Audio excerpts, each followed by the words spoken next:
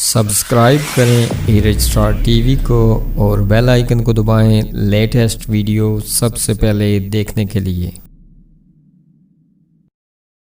बिस्मिल्लाहिर्रहमानिर्रहीम। अस्सलाम वालेकुम दोस्तों, मैं शकील अहमद और आप देख रहे हैं मेरा यूट्यूब चैनल।